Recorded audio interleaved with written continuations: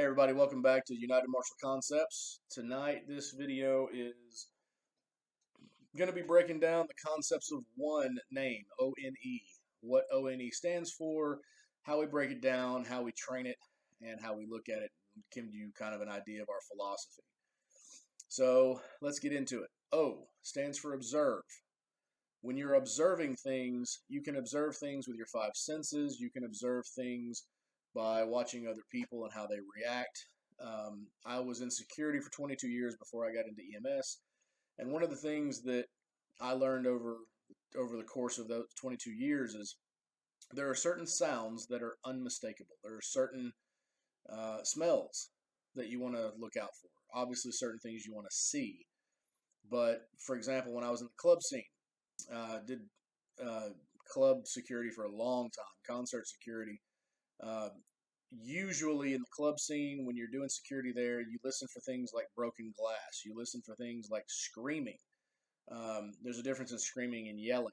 So you listen for things that would sound out of the ordinary or sound like they're not supposed to happen. And that usually gives you a clue as to what's going on and what you're walking into when you go to deal with a situation.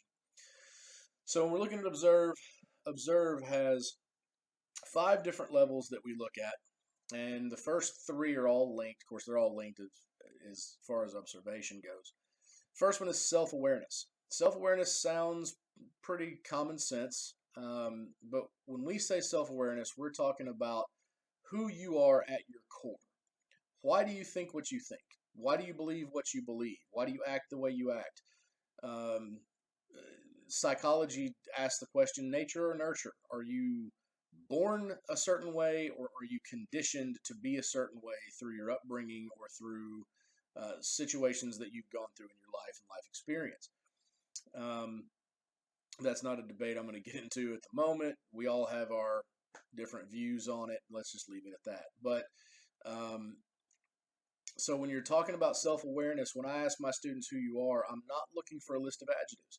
Most of the time, when you ask someone who they are, they're going to give you a list of adjectives. Me, for example, I'm a man, I'm a son, I'm a Christian, I'm a martial artist, I'm an EMT, I'm this, this, and this, and this. All of those things describe what I am. For you English majors out there, you know adjectives describe nouns, what they are. That's not what I'm looking for when I ask a student who they are. I want to know who you are at your core. Why? I want to know the why of things. I've told my students in the past and other people in the past, I'm a why guy. Always have been. When I'm learning something, whether when I was in college or learning martial arts or anything, I need the why. If I don't have the why of something, it doesn't register. It doesn't click with me nearly as quickly. So for me, being very analytically minded, being logically minded, I need the why of things to be able to say, okay, I understand what you're telling me, and now I understand why I'm supposed to do this the way you're telling me to do it. It makes sense, and things click.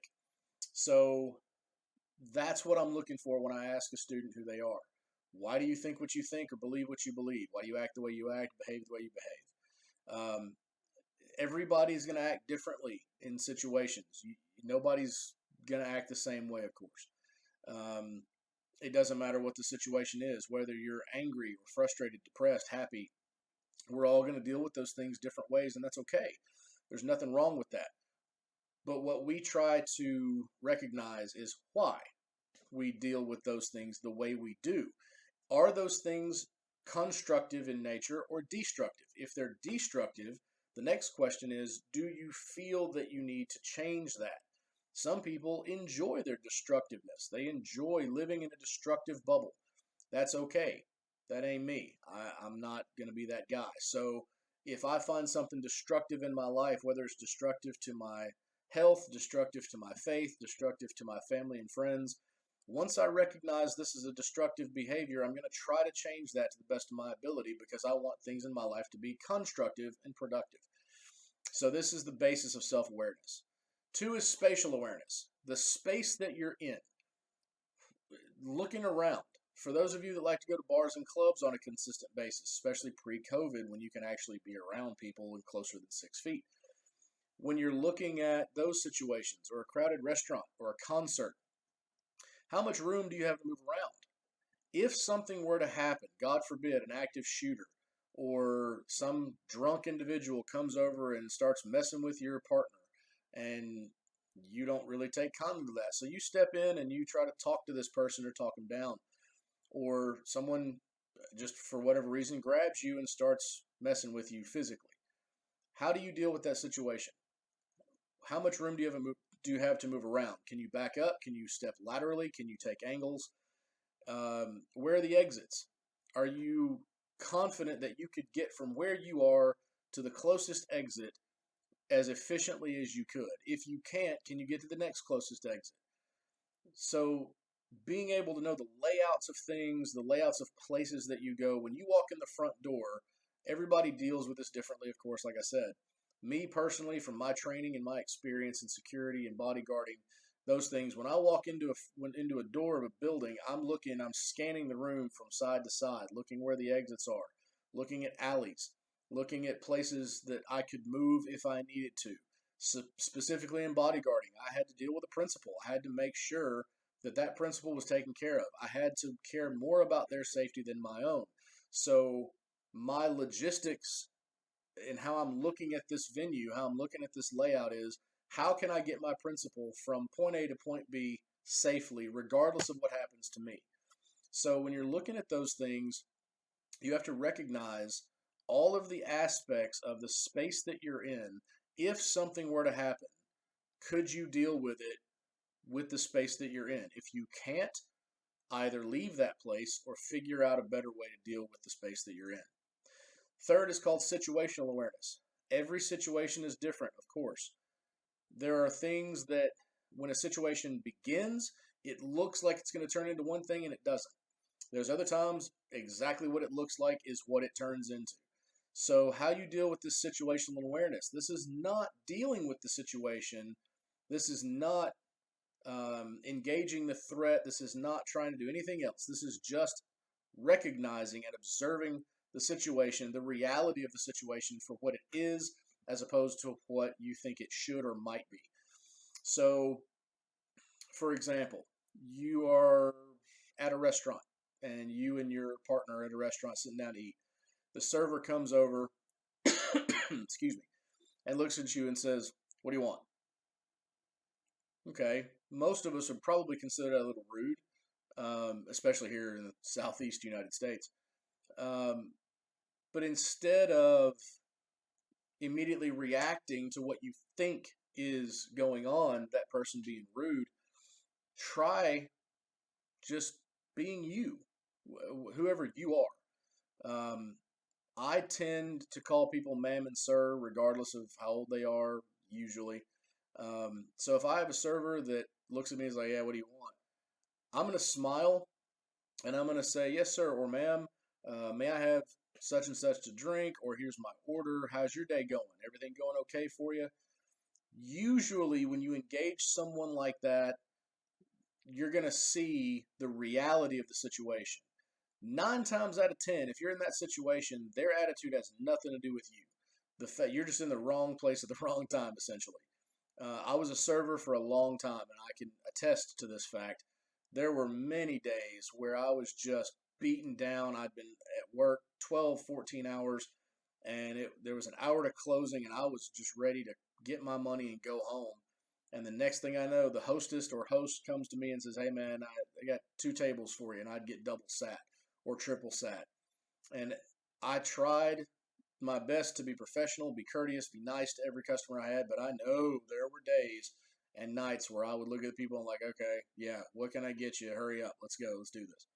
So it had nothing to do with the customers. It wasn't the fact that I had a personal vendetta against any of them. It wasn't even the fact that they came in and sat down. The fact was I was in my own fields. I was dealing with my own issues, and I just happened to project that onto the people who were in close proximity, which we all do all the time.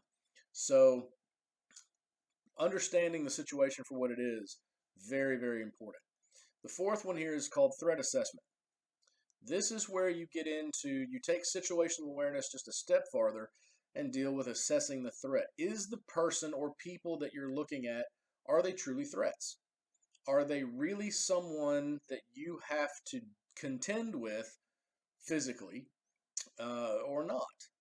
If some of these situations are pretty obvious, if somebody's in your face and their fists are balled up and all their body language says that they're angry and they're leaning into you and they say something to you like, I'm going to beat your ass. Okay, yeah, you can probably assume this person's a threat. But there are other situations where someone, say, is staring at you meanly, but they're 20 feet away. How do you know they're looking at you? How do you know that you are the object of their aggression?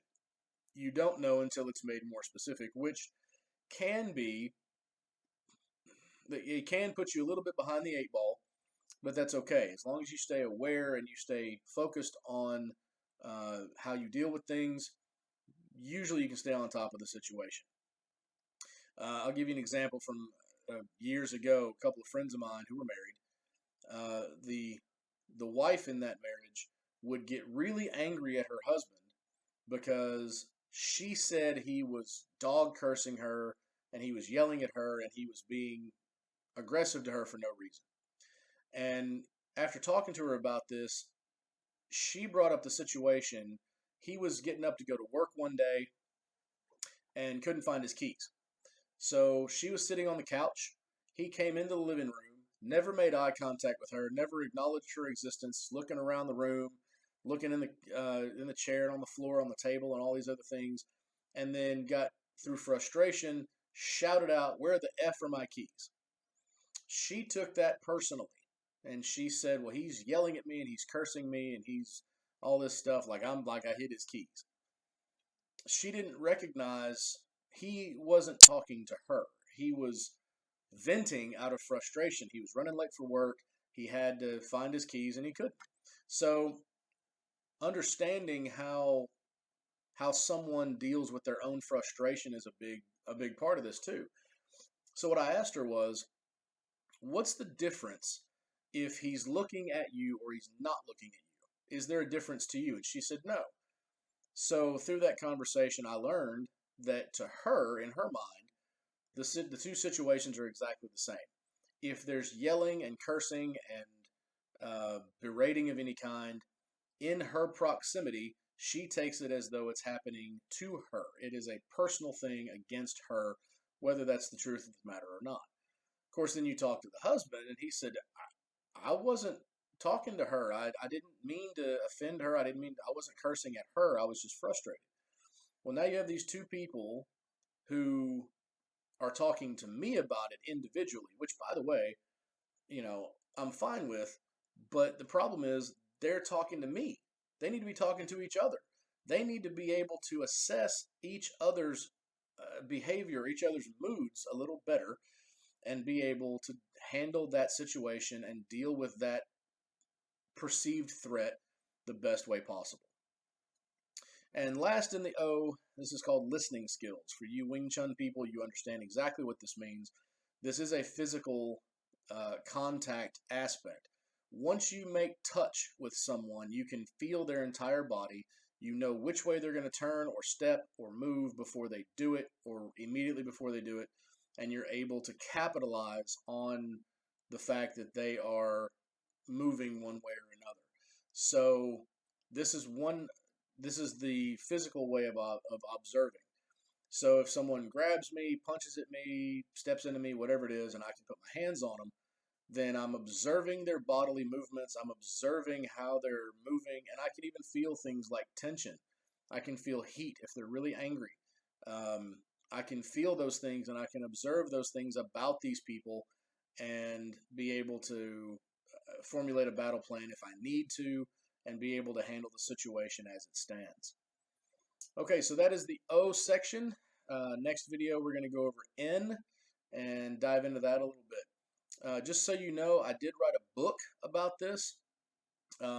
It should be out in a couple of months.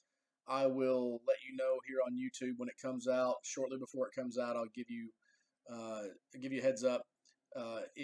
As to my knowledge, it will be available on my website. It'll be available on Amazon, and it will also be in physical copies in bookstores. So I will keep you updated as to the progress of this and when it's supposed to be coming out, release date and all that. So if you would like to get a copy, you're more than welcome to. All right, you guys have a great night, and I will see you next time. God bless.